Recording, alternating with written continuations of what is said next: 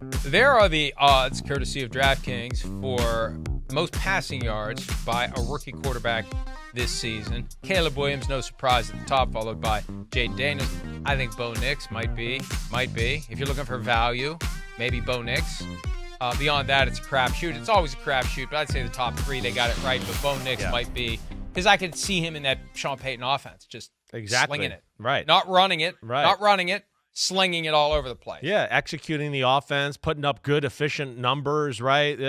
Certainly. I think he'd be the one, if you got some extra change, he'd be the one I'd throw it on there. We know Caleb's the obvious one. Jaden Daniels, I feel like, can go either way. It could be, they're not, like we said it yesterday, they could be bad enough to where he has to throw it and the stats are amazing, or they might be bad where it just puts him in such tough situations where it's hard to look good all the time. So that could go either way there.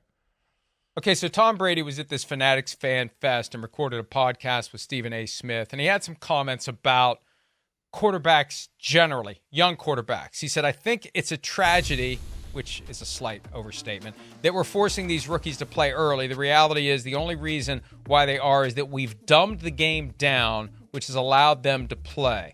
Then he had this longer quote about, a back in my day type of a thing. We used to spend hours and hours in the offseason and training camp trying to be a little bit better the next year. I think what happens is it discourages coaches from going to deep levels because they realize the players don't have the opportunity to go to a deep level, so they're just going to teach them where they're at. Look, here's what I think this is. Because I saw the quotes, and it's like, I don't really know what he's talking about. He also spoke about the reality that he can't say this guy sucks. He knows he can't be harshly critical of individual players, even if he would be inclined to be, even if he'd be that critical of himself. I think he's trying to find a way, Chris, where he can express criticism that isn't pointed at anyone. So it's this blanket of, it's not that guy's fault, it's the game is different. They've dumbed it down. They don't do it like they used to do it. They don't do it the way I did it. And there's a danger in having that attitude of, we did it better when I played. Because I guarantee you, and Joe Montana could vouch for this, nobody wants to hear about how you did it. They care about the game that's being played now. So I feel like he's trying to thread a needle here where he'll have a way to criticize without being critical of the individual quarterbacks. I think that's what this is all about. It could be, Mike. It might be a way for him tastefully to, like you're saying, just bring up questions or the lack of quality of play or whatever. It's a deep subject.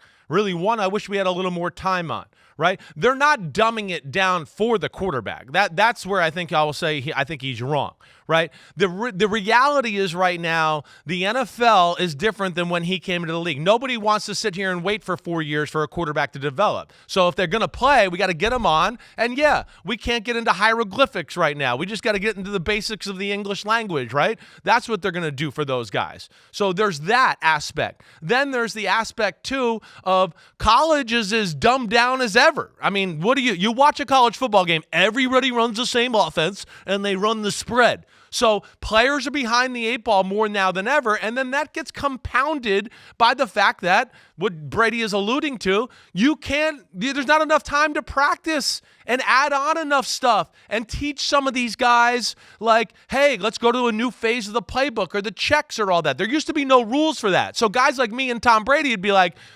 yeah, it's February 27th, and I'm in the facility learning football. Now you can't do that. They call the NFLPA, and they tattletale, and they go, oh, he's working. He's not allowed to work, and that's not helped the game either, and it's dumbed it down in a lot of ways. Here's the bottom line. If it was dumbed down for C.J. Stroud last year, why didn't the defenses figure it out and shut it down? That's right. He had a great season. Right. So I think it's just the game has changed and everyone adapts. Agreed. And it's different than it was when Brady played. And he needs to accept that and not complain about it because he's going to come off as a get-off-my-line old crank. If he does that, he needs to be careful. And he needs to not be residing in that space when he's calling games. All right, I got to do a promo and then we got to go. DraftKings Sportsbook is the #1 place to bet touchdowns. And new customers can bet $5 and get $200 in bonus bets instantly. Plus, get 1 month of NFL Plus Premium. Download the app and use promo code PFT Live when you sign up. We'll be back for more PFT Live right after this. Hi, it's Mike Florio. Thanks for watching PFT on YouTube. Hit subscribe for the latest news and analysis from Pro Football Talk.